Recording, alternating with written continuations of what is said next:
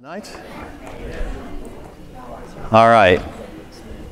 Let's start off within the news and tell you some of the things that you already know. Let's talk about the New World Order. This is the first one. Everybody can read it. Trump impeached. So let me give you the lowdown on it and tell you a little bit of my opinion on it. This says this: the articles of impeachment, the political equivalent of an indictment, now go to the Senate for trial. If Trump is acquitted by the Republican chamber, as expected, he will still have to run for re-election carrying the enduring stain, it says, of impeachment on his presidency. Now, it also goes on to say this: House Speaker Nancy Pelosi threw a bit of uncertainty into the process Wednesday night by declaring to say when or even whether she would send the charges to the Senate. So here's the deal. They impeached him, but she has not sent the charges to the Senate. Now, the reason why she hasn't is because once she does, it's over. And she knows that. So what she's trying to do is they're trying to now say that they should have a fair process. Oh, golly. They're really looking for a fair process, which is kind of laughable when you think about it. It also says this. She actually said that she's not sure when she's going to send it over. She wants to make sure that the Senate acts fairly, and so she wants to see the rules of what they're going to do before she sends it over. So, in other words, she's using the vote as a blackmail to try to get the Senate to do something. The Republicans really are going to take this thing and they're going to vote it down as quickly as they possibly can. But I want to tell you a couple things, and I'll probably continue to do this as we go through our In the News tonight. This is the dumbest thing I've ever seen. It's the most hurtful thing I've ever seen. It's the most politically biased thing I've ever seen. On the vote, it was right down party lines. All of the Republicans voted no, and three Democrats, two on Article 1 voted no, 3 on Article 2 voted no, and one of them abstained. The Democratic congressman from Hawaii abstained. And here's the problem. Well, here's the solution, too. One of the Democrats turned Republican today. So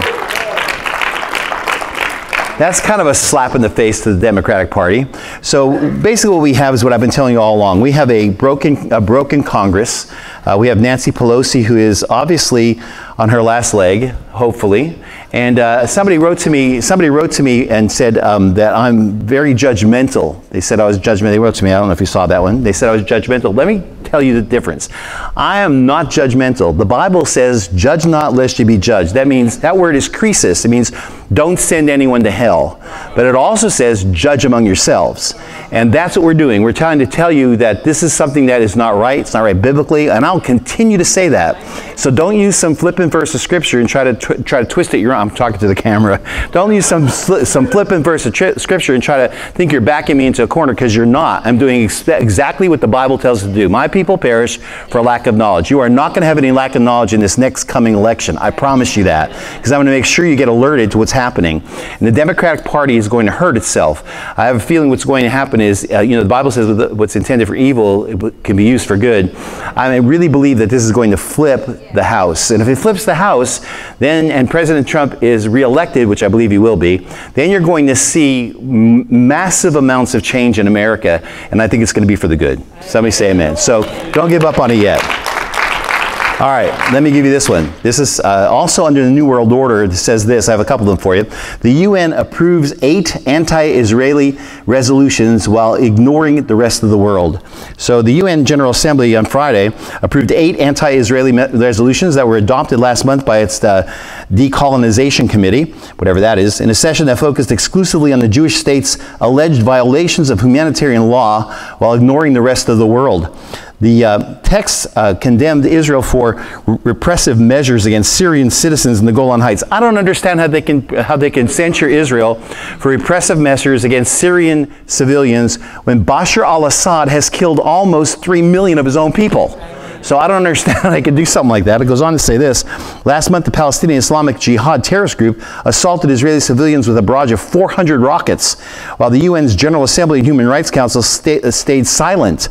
The executive director of Geneva-based UN Watch declared in a statement on Friday, the world body now adds insult to injury by adopting 8 lopsided condemnations whose only purpose is to demonize the Jewish state. He goes on to say this. He highlighted the fact that one of the resolutions condemning Israel for so-called repressive measures against Syria in the Golan Heights was drafted and co-sponsored by the Iranian-backed regime of President Bashar al-Assad. And so I just don't understand. Well, I do understand. The UN, I'm going to tell you my take on it in a moment, but I'm going to tell you something I've never said. I'm going to say it tonight, and probably, I don't know if anybody will take exception on the internet. If they do, I have enough proof to tell them that they're wrong. But let me give you a little bit more as it goes on. Pope Francis petitions UN for new annual secular celebration of human fraternity. So I'm going to relate these things and pull them together in a moment. In the latest sign of the importance Pope Francis attributes to his contentious Abu Dhabi interreligious initiative, he is now united with the Grand Imam of Al-Azhar Mosque in Egypt. His name is Ahmed El-Tayyib. In petitioning the United Nations to declare Friday the 4th the annual World Day of Human Fraternity, the Vatican has announced. So what he's done is this. He's also invited the United Nations to organize, together with the Holy See, I don't know how he can even say he's a holy anything, and Al-Azhar University in Cairo, a World Summit on Fraternity. So what he wants to do is he wants to bring these together. He wants to bring all of religions together, a one world religion. Now let me continue to tell you what we're talking about when we go to Revelation. So here's my take on it. Okay, so how close are we to the end? Now just follow what I'm going to tell you. The UN, I believe, is the Antichrist vehicle for a one-world government. Never said it before, I'm going to tell you right now. The UN, I'm convinced, is an Antichrist vehicle for one-world government. They want world control. They have Agenda 21. They have a whole lot of plans for the world. And they are going against Israel, which tells you, and specifically against Israel, which tells you they're trying to unite the rest of the world. That is going to be the vehicle for the Antichrist. Now, I want you to really listen to that, because that's never been said by anybody that I know of. But the UN is definitely going to be a one-world government, and the Antichrist is going to seize control over it. Now, the next one is the Pope. Pope Francis, is a vehicle for a one-world religion. So now you have a vehicle for a one-world government. You also have a vehicle for a one-world religion. All that's left is a one-world economy, which I'll talk about in a moment, and the Antichrist to be revealed, and to fully implement the Antichrist system. So I believe 2/3 and almost the last third is being put in place. So when we talk about being close to the rapture, I promise you, I believe that we are very close to the rapture. We are watching a one-worldism happen very, very fast. And by the way, this is not, in the last 5 years, I couldn't have said that, but I can say it right now. Which brings me to the next article. It's the rush to a cashless society plays into globalist hands. A fundamental pillar of true free markets is the existence of choice, the availability of options from production to providers to purchase mechanisms without interference from governments or corporate monopolies.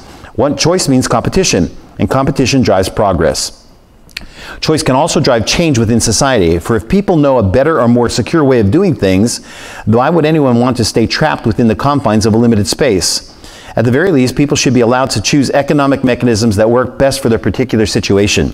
This is not how our society functions today, however, and the markets do not exist anywhere in modern nations, including the United States. The alliance between governments and corporate monopolies, it's what Mussolini called National Socialism or fascism, makes the free markets utterly impossible. What we have today is an amalgamation of socialist economic interference and corporatocracy. Our system is highly restrictive and micromanaged for everyone except the money elites, who do not have to follow the same rules that the rest of us do. But there are some underlying developments being pushed forward by globalists determined to introduce a one-world monetary system and a one-world government that even many liberty activists are not fully aware of. So just follow this for a moment. The United States dollar itself is just another tool of the banking cable, and tools sometimes lose their usefulness over time. It should be cabal. When it was said that for the past several decades, the dollar as the world reserve currency was the core of globalist influence, is about to change, and we can see the signs today. So what that's saying is this: globalists had their hands on the dollar. Obviously, the Federal Reserve and the people who deal with the dollar, it's a world currency, but now that's about to change, and we think that that's going against globalists. It's not. It's playing into their hands. The rush towards a cashless society in the past few years is startling, and unfortunately, too many liberty activists have been suckered into thinking that it's a good thing. There is a much bigger agenda at play here, and the dollar is the only one fading part of it, as it has been quietly replaced by a completely digital framework. It goes on to talk about cryptocurrencies.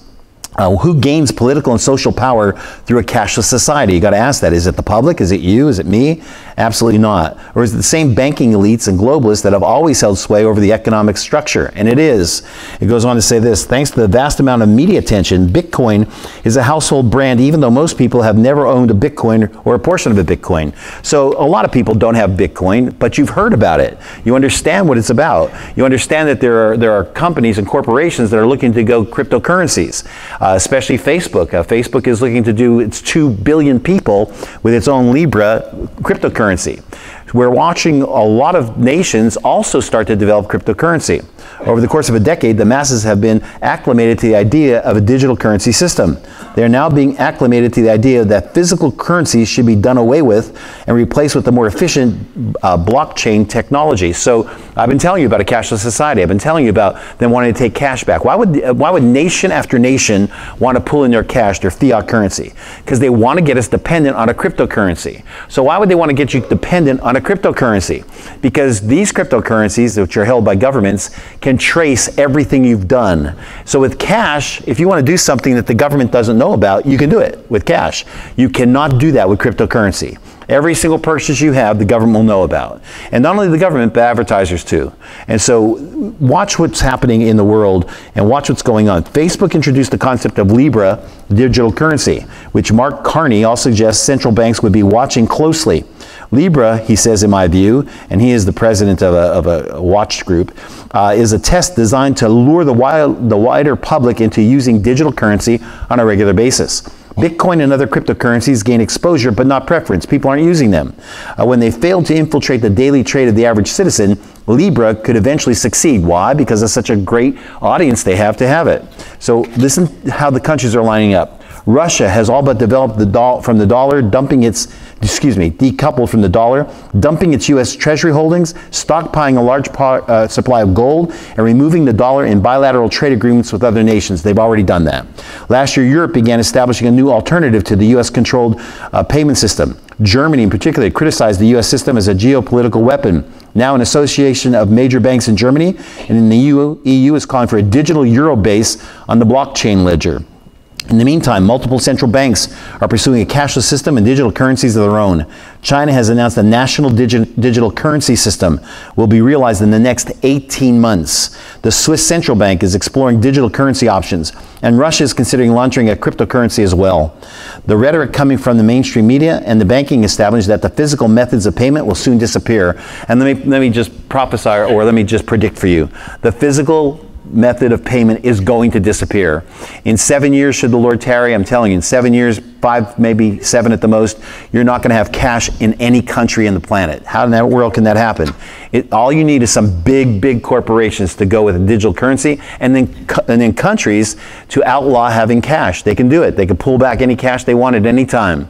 And if they pull back that physical cash, then they're going to have to know, they'll know everything about everyone. You won't have President Trump being subpoenaed by the Supreme Court having to release his tax records, because they'd be known by everyone. So would yours, and so would everybody else's. And so we're watching this happen. This is the last, I think, the last domino to fall into place for the Antichrist to be able to emerge. Why? Because you'll have the political system aligned with him. You will have the governments aligned with him. You will have the economy aligned with him. You'll have religion aligned with him. And you'll have the UN aligned with him. So you're seeing something happening that's unprecedented. Never, ever has happened in our lifetimes, or anybody's lifetime for that matter. So let me give you a couple other things. This came out today. It says, end time themes converging this Christmas season.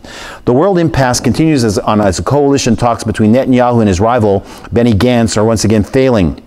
There's no clear path forward, whether by rotating the office of Prime Minister, holding a third election, or even holding direct elections for that office, as some are proposing. In the United States, President Trump has been, what? Impeached. And in the United Kingdom, the future of Brexit is still up in the air, pending the vote they had this week. Now it's not, however. We may see some major give in these things very soon. Number one, polls indicate that Prime Minister Boris Johnson will win his election, and he did this week, which would result in the Brexit occurring in January 31st. They're going to pull out in January 31st. Two, Avigdor Lieberman has expressed slight interest in joining Netanyahu for a short-term right-wing government. And there's growing talk of pushing through an immunity bill by the Knesset that could insulate Netanyahu from indictments. 3, rumors are growing that the Israeli government may soon annex the Jordan Valley, which is in and of itself would be a prophetic significance on par with the Six-Day War in 1967 or the nation-state law last year. 4, public support for impeachment has essentially flipped since last month. And again, 2 Democrats in the House have voted it down, the first article. 3 have voted the second article down. The Senate will now have a final say, and they will, by the way, we can see this flip over and over again with Democrats leaving because this is going to be a backlash for them. 5, simultaneously, the global spring continues to grow as Hong Kong protests, which resulted in pro-democracy forces dominating citywide elections, have now spread to mainland China, and the protests in Iran may be spilling over into a revolution. Finally, the 6th, the big if. Will Trump finally unveil the peace plan, recognizing that they can no longer wait for coalition talks to resolve in Israel in light of the nearness of next fall's elections? Or is it possible that this prophetic time bomb is being misread? Consider for a moment the possibility that Trump may actually have no intention of pursuing a two-state solution. What if all peace plan talks have been a head fake to stall for time, allowing Israel to subsume more and more of its God-given territory? After all, Trump recognized Jerusalem and the Golan Heights. He cut aid to the Palestinian Authority. It would certainly be in character for how Trump has conducted his other negotiations. In other words, he's faking them out with a two-state solution just to buy time. So here's some possible scenarios that are interesting that this purports. A basic outline of current events is as follows. First, a peace plan is unveiled that, if agreed to, will establish a Palestinian state, thus dividing the land. Second, the rapture occurs prior to completion, causing global chaos. Third, the Antichrist arrives on the world scene and confirms and strengthens the previously unveiled plan, and the land is actually divided. What if the prophetic plan is a bit different? Perhaps Israel finally annexes the Jordan Valley and key settlement blocks in Judea and Samaria. While diplomatically shielded by the Trump administration, Israel would then largely be at the same extent as the United Kingdom under David, and there would still be no Palestinian state.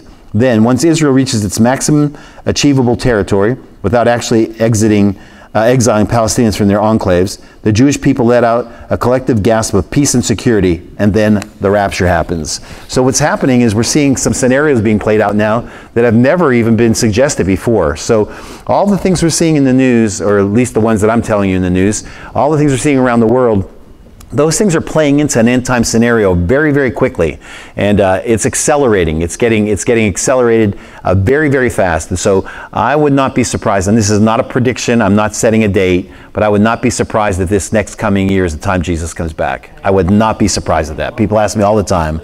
I would not be surprised. Does that mean he has to do that? Does that mean he has to? Absolutely not. But I've never seen things play so close together as I've seen them play right now. And that's a pretty big statement for me, because I've stayed away from saying things like that for a long, long time. Now again, if it doesn't happen next year, God knows when it's going to happen. But we are very close, and I really believe that with everything I have. How many are ready? All right, that's good. All right, let me give you a little bit more. And these are the things that are going to get me upset tonight. The rest of the stuff God's going to work out. And he's going to work this out too, but these things get me upset for America. This one came out. Wellness centers. Planned Parenthood's Trojan horse to invading your school. And guess where it's happening? What state it's happening in? California. No big guess. The last thing Planned Parenthood needs is more access to kids. So imagine parents' reactions when they found out that the abortion group isn't just visiting schools, it's moving in.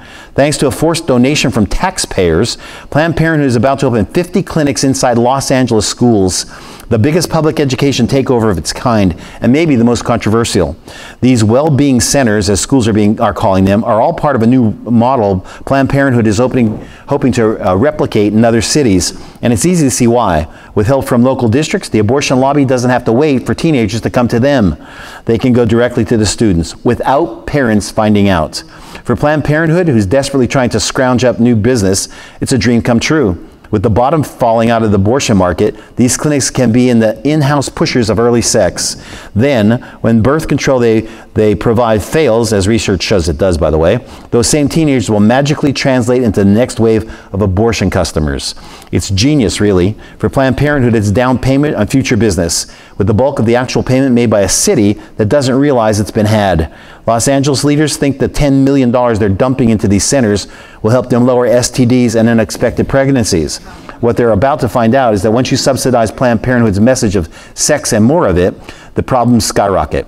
He says we want to support their general well-being, the city's director of public health insisted. If that were the case, schools wouldn't be investing in an approach that even Obama's CDC agrees was a failure. More than 80% of teens in the comprehensive sex education programs fared either worse or no better than their peers who were not part of a program. That's Obama's report. They were more likely to begin having sex, more likely to engage in oral sex, more likely to get pregnant. Teaching children how to engage in safe sex not only has failed, it has devastating consequences, with STDs being at near pandemic levels. Encouraging abstinence, on the other hand, had the exact opposite effect. Not only was it a message kids wanted, but it created nothing but positive outcomes for the teens who participated in it. Now watch this, pretty enlightening. Most kids feel enough pressure to have sex. They don't want their high schools piling it on. In fact, if someone bothered to ask students what they thought, they'd find out that the lesson they want most, according to 57%, is how to say no to sex without losing a relationship. Unfortunately, not enough educators are listening to kids. Instead, they're putting the most dangerous abortion business in America right down the hallway from homeroom, with state-sponsored advice on everything from gender transitioning to sexual experimentation. Under California law, minors can consent to certain medical services, such as receiving birth control or mental health counseling, and healthcare providers are not allowed to inform a parent without the minor's permission. So they intentionally targeted these schools because they are largely low income, easy pickings for the left's radical sex and abortion message. Hinting at how secretive this whole process has been, Sue Dunlap, president of Planned Parenthood of Los Angeles, said she expected this to become a healthy debate as the news becomes public. They're trying to do it on the low. By then, of course, the plan will be underway. 5 of the centers are already up and running. The rest will be added over summer break so the parents don't see it. If there's one thing that administrators, Planned Parenthood, and every other liberal is afraid of, it's engaged parents. There's a reason they're hosting these hush-hush meetings and passing policies that keep moms and dads in the dark. They understand the more you know, the harder you'll fight. And in a world where the other side will do anything to get our children, we need all the fighters we can get. And let me appeal to Californians who definitely listen to me, because they write to me. California Christians, you need to step up on this one, and you need to step up quick on it. Let me give you another one. Moral decay. Church removes Adam and Steve gay altarpiece to avoid offending transgenders. Now you got to try to follow this because it's really kind of weird. This is very out there. Listen to this. This is actually insane.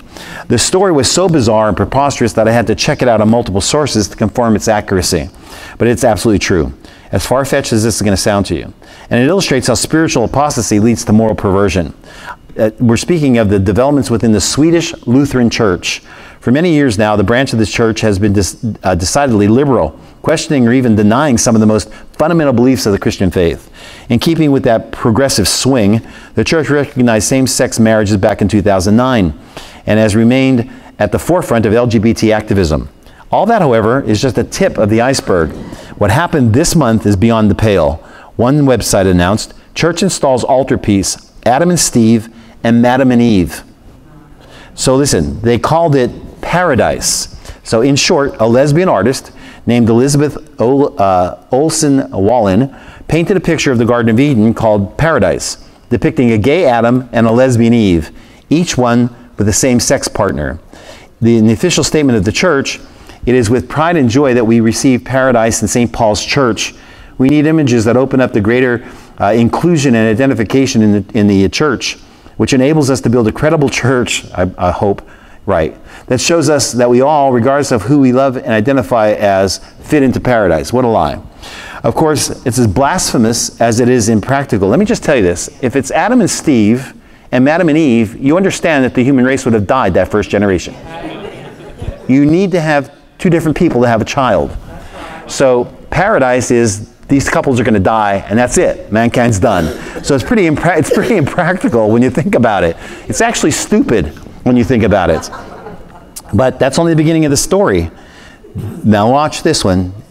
The LGBT news outlets are now reporting the Church of Sweden has reportedly removed the LGBTQ plus inclusive altarpiece over fears it may be perceived as anti-trans. The issue stems from a depiction in which the transgender person is holding a snake on this paradise view. The figure, which in the Bible is a stand-in for Satan.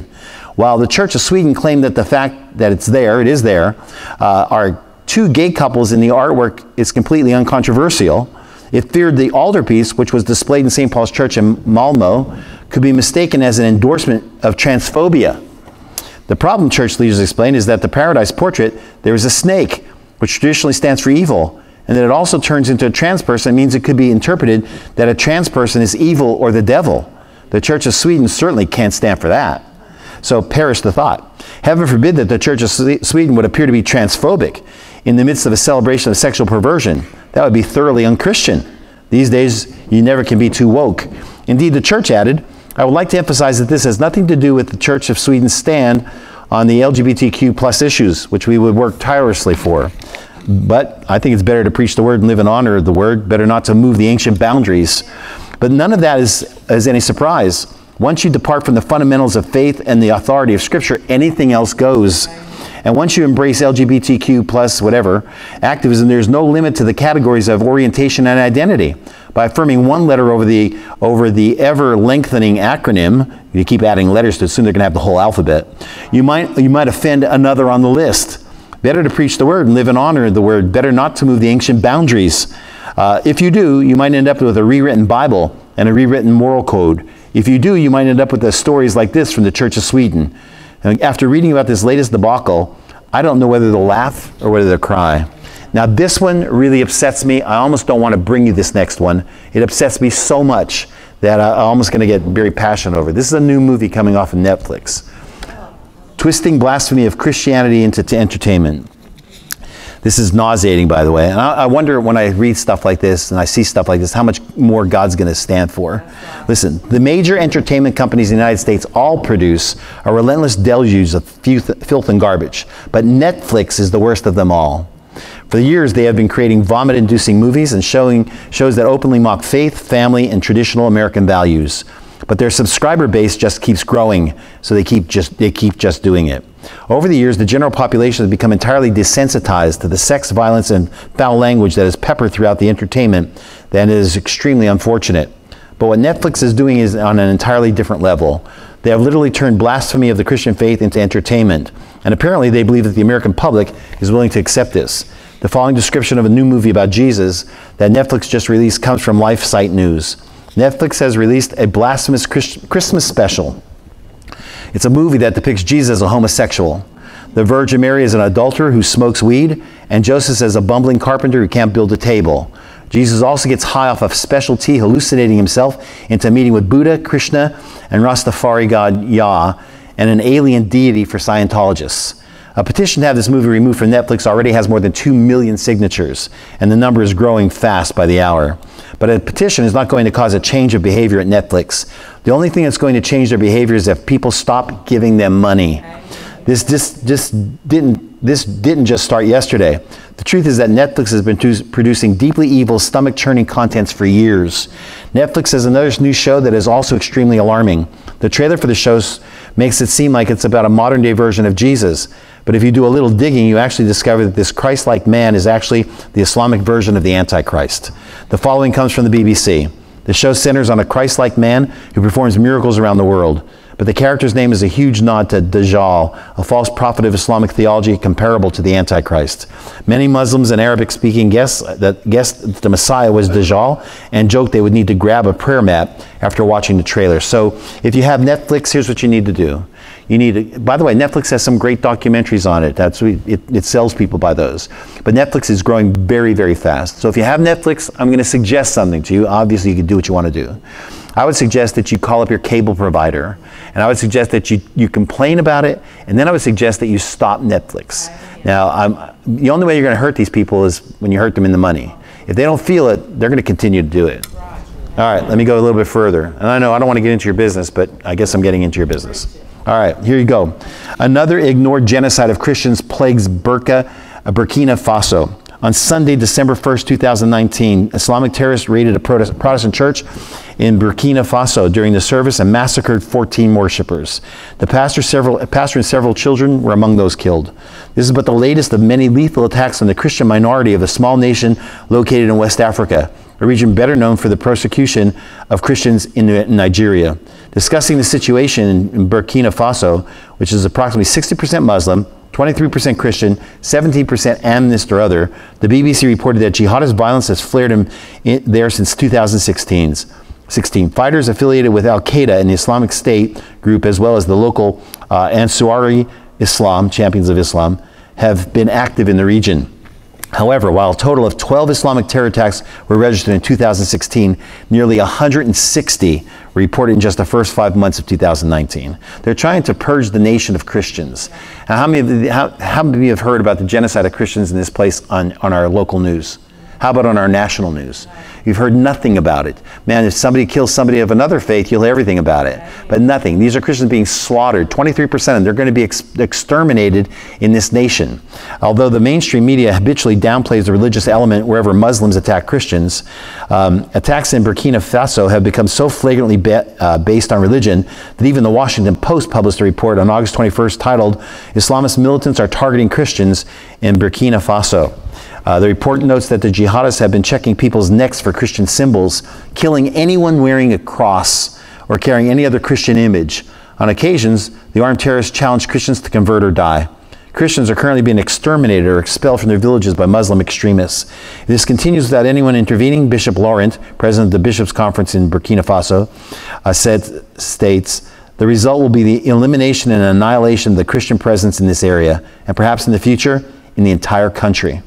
It would appear to be an exaggeration, but it's not. I'm not going to read you all these. Here's just a couple of things that have happened. June 27th, unidentified armed individuals entered a village of Bani looking for Christians. The militants told everyone to lie down and proceed to look for Christians by asking for first names or looking for anyone wearing a Christian insignia like a cross. The deadly search yielded 4 men. They were all wearing crosses. When they saw the crosses, the assailants singled them out. All 4 were taken aside and executed. Then they moved to another village, and then they moved to another village and did the exact same thing. June 9th and 10th. On Sunday, town of Urbina, Muslims murdered 19 Christians. The next day, another 10 Christians were murdered in a nearby town. An additional 11,000 Christians were displaced. There's no Christian anymore in this town, said a local contact. Sunday, May 26th, armed Muslims stormed the Catholic Church during Mass, opened fire for the gathered worships. 4 were killed, several others injured. May 13th, armed Muslims attacked a Catholic procession, slaughtered 4 Christians, and burned the statue of the Virgin Mary. May 12th, approximately 30 armed Muslims stormed the Catholic Church, slaughtered at least 6 worshipers, including the officiating priest, and then burned the church to the ground. April 22nd, terrorists entered a Protestant church, killed 6 worshipers. The assailants asked the Christians to convert to Islam, but the pastors and others refused. They called them one after another behind the church building, and they shot them dead. April 5th, they entered a church and murdered 4 Christians. February, they murdered Antonio Cesar Fernandez, a 72-year-old Christian who had served as a missionary in Africa since 1982. Weeks earlier, Kirk Woodman, a Canadian missionary, was also kidnapped and later found murdered. It goes on and on and on. A lot of Christian schools have been tortured. One can only hope that a response to the media and international community will be stronger than the usual one, ignoring the massacres. So you have the UN calling out Israel, but they won't say anything about this. It's a farce, and it really is, and it's something that's really out of hand. Let me go a little bit further and tell you this. So what's happening around the world? Around the world, there's a group, and I'll tell you what they are. Philippians 4, chapter 4, verse 6, the most popular verse of 2019. YouVersion, which is what I'm telling you about, the popular Bible app, which is all over the world, by the way, has published its annual statistical report in which they review some of their global usage trends. Around the world, the Bible verse most engaged with throughout the year is Philippians 4:6. Don't worry about anything. Instead, pray about everything. Tell God what you need and thank Him for all He has done. That's the verse that people are... listen to how many people, I think it tells you over here, 478 million have tagged onto that verse. And so we're talking about nations that don't normally even have a Bible. They reached, it says this, people read and listened to the Bible 30% more this year compared to last year. In total, YouVersion saw 5.6 billion chapters listened to and 35.6 billion chapters read. The greatest increase in Bible engagement during 2019 took place especially in places where the access to the Bible is very restricted. This year alone, YouVersion community completed a record-breaking 1.1 billion Bible plans to read the Bible through. Poland was one of the fastest growing countries, 75% increase. India saw 51% engagement. Bible engagement also grew across Southeast Asia in countries like Cambodia and Vietnam. Significant growth We've seen in places where access to Bibles is restrictive, such as Morocco, Myanmar, and Afghanistan. Right now, the Bible app offers more than 2,000 Bible versions in more than 1,350 languages. Now listen to this, I'm going to put my take on it. However, over 1 billion people globally do not have access to a complete Bible in their native language. But it's saying that they're working feverishly to put the Bible in every single language, this app. Jesus said the word will be preached to the entire world, and then the end would come. So this Bible app may actually be doing what missionaries couldn't do, and they're preaching it all over the world. It's pretty amazing. Let me give you a little bit more on planet, and I'm getting close. All right, and then I have one weird story for you. Is that all right? Is it all right? I thought it would be. All right, Florida produces 70% of the United States supply of citrus. It's the world's largest producer of grapefruit, and behind Brazil, the second largest producer of orange juice. Florida produces 90% of the United States orange juice in most seasons. Citrus and its related industries produce roughly $9 billion in revenue for the state of Florida annually. But in recent years, Florida citrus farmers have found themselves almost powerless in their fight against an insect-spread bacterial infection that prevents citrus from ripening. Compared to the 2003-2004 season, Florida's orange production will be down by 85% this season, with grapefruit being the most afflicted crop, so you may not be able to get grapefruit. So far, there's no cures for the citrus disease, and the few preventative measures available are very expensive. Researchers are also working with genetic modification, but effective alternatives are likely years away. Students of prophecy know that God warned that if people turned away from him and despised his laws, here's the quote, "Your land shall not yield its produce, nor your trees of the land yield their fruit." That's Leviticus 26:20. The dramatic decline in Florida's citrus crop may be a foretaste of what lies ahead for the end of the age approaches. Thankfully, Bible prophecies also reveal that the return of Christ will bring a time of prosperity and plenty, where the earth will once again produce and bear fruit abundantly. That's Amos 9:13-15. So we're seeing a lot of things happening. All right, you ready for weird news? All right, here you go. This is weird. Over the past week, there have been dozens of reports in Las Vegas of Las Vegas birds sporting various colored cowboy hats, raising many, many questions. So who's doing it? How and why? Are the pigeons okay? Here's a picture of them. There's a picture of them. That's a little cowboy hat on that pigeon. Pigeon rescue and advocacy group Lofty Hopes, whose slogan is a pigeon positive movement, is working to find some answers. Marion Hillman, who runs Lofty Hopes, told HuffPost that after several days of searching on Tuesday, they finally tracked down the pigeon in the red hat, which they named Cluck Norris. Calamity Jane, who wears a pink hat, is still out on the roam. There's also reportedly a brown-hatted pigeon on the loose. Others also reported seeing the well-dressed birds out and about. Multiple sightings, by the way. They seem, and let me just get this next page. Hillman said that although she first thought the bird's attire was cute, she quickly developed concerns for the safety of the cowboy pigeons when she realized the hats appeared to be permanently secured. They seemed to be stuck on with some sort of glue. We could wait until they molt off, wait until it loses the feathers when it gets warm out, she suggests. Oil neutralizes glue, but then you have the issue of an oily pigeon. On capture, the birds will need to spend some time at the rescue while they work out on how to decowboy them. Now, I don't know about you, but some people have more time on their hands than they have brains in their heads. That's in the news for tonight. If you have any questions, you can ask them. We'll try to answer as best we can. I'm going to ask the ushers to come forward.